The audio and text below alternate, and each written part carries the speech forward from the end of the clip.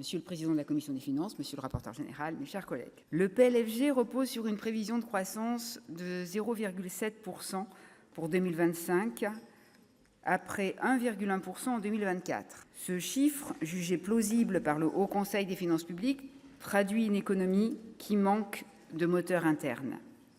La France n'est plus simplement affectée par des chocs externes.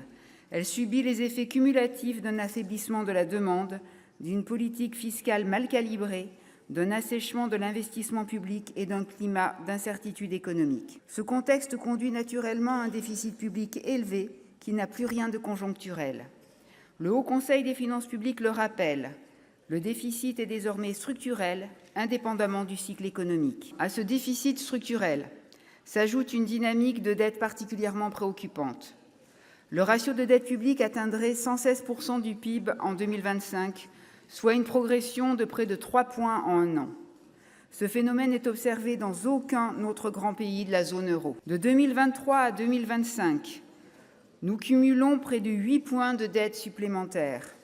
Dans le même temps, l'Allemagne stabilise sa trajectoire et l'Espagne, comme l'Italie, réduisent progressivement leur ratio de dette sur PIB parce qu'elles ont choisi de reconstituer leurs recettes. Cette dynamique pèse désormais sur le coût de la dette, 65 milliards d'euros en 2025.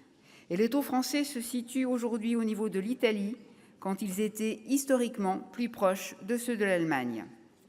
Ce décrochage traduit une perte de confiance progressive dans la capacité de la France à définir une trajectoire claire, à contenir sa dette et à reconstituer ses recettes. Notre économie se caractérise par une croissance faible, un déficit bien installé, une dette qui progresse et des marges de manœuvre budgétaires qui se réduisent année après année. Face à ce constat, j'entends un argument que je souhaite aborder directement. Le taux des prélèvements obligatoires remonterait en 2025. Et cette remontée serait, selon l'exécutif, la preuve que la France n'aurait pas connu de désarmement fiscal. Le taux de prélèvement obligatoire n'est rien d'autre qu'un ratio macroéconomique.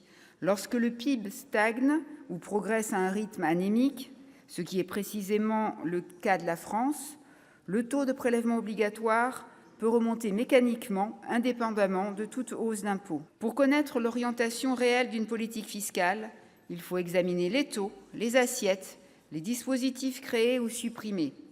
Et de ce point de vue, il n'y a aucun doute.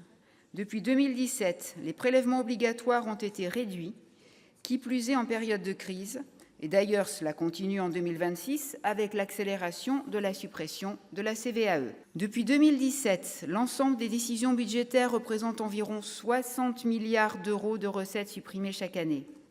Surtout, la comparaison internationale permet de comprendre ce qu'il se passe réellement.